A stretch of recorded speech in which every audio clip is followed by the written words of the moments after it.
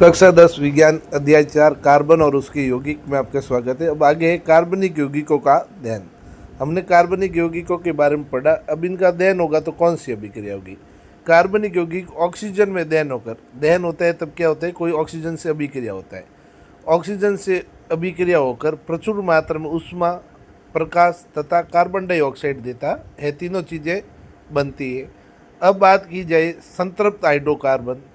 संतृप्त हाइड्रोकार्बन किसे कहते हैं, जिनमें कार्बन और कार्बन की श्रृंखला में कार्बन कार्बन के मध्य केवल एकल सहसंयोजी बंध हो। सामान्यतः उज्ज्वल ज्वाला उत्पन्न करते हैं, अच्छी ज्वाला उत्पन्न करते हैं जिसे ईंधन का ह्रास नहीं होता है, जैसे मैथेन, एथेन।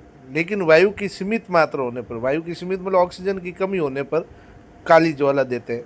अतः स्टोव के वायु के छिद्र को अवरुद्ध नहीं होने देना चाहिए। हमारा जो गैस होते हैं उनमें जो बर्नर होता है उसमें से छिद्र होते हैं, उससे ऑक्सीजन दहन के लिए पर्याप्त मात्रा मिलती है, लेकिन वो अवरुद्ध होने पर उसे ऑक्सीजन पूरी नहीं मिल पाती है, जिसके कारण पीली ज्वाला जलती है और इससे ईंधन भी व्यर्थ होता है। अतः ऐसा नहीं होने देना चाहिए।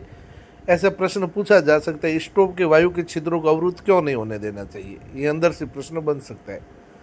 असंतृप्त कार्बनिक यौगिक के दहन होने पर अत्यधिक काले धुएं वाली पीली ज्वाला निकलेगी। असंतृप्त मतलब कार्बन और कार्बन के मध्य द्वियात्री बंध है, एक या एक से ज़्यादा, तो वो स्वच्छ ज्वाला न देकर काले धुएं की ज्वाला देते हैं।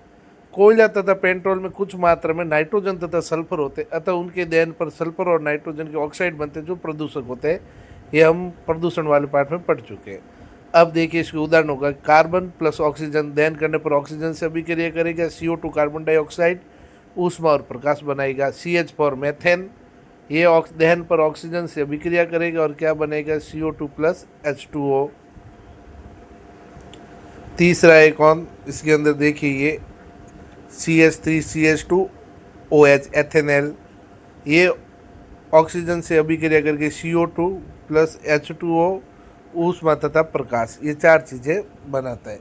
नेक्स्ट है आपके कार्बनिक यौगिकों का ऑक्सीकरण। इसके बारे में, कार्बनिक यौगिकों का जब ऑक्सीकरण होता है तो क्या होता है। दहन से कार्बनिक यौगिक ऑक्सीकृत हो जाते हैं। दहन करने पर क्या होता है, कार्बन में ऑक्सीजन जुड़ रहा है, और ये हम पहले पार्ट में पढ़ चुके हैं, किसी पदार्थ में ऑक्सीजन का जुड़ना ऑक्सीकरण कहलाता है। दहन क्या होता है, एक ऑक्सीकरण अभिक्रिया है। ऊपर वाली ये तीनों अभिक्रिया जो दिख रही है, इन तीनों में देखिए यहाँ पर कार्बन था, दहन ऑक्सीजन से अभिक्रिया की और CO2 बन गया, मतलब ऑक्सीजन जुड़ गया, जिनमें एल्कोहल को कार्बोक्सिलिक अम्ल में बदला जाता है। एल्कोहल का रासायनिक सूत्र क्या होता है, CH3CH2OH, OH इसमें जुड़ता है। इससे क्या बन रहा है, कार्बोक्सिलिक अम्ल CH3COOH, इसे कार्बोक्सिलिक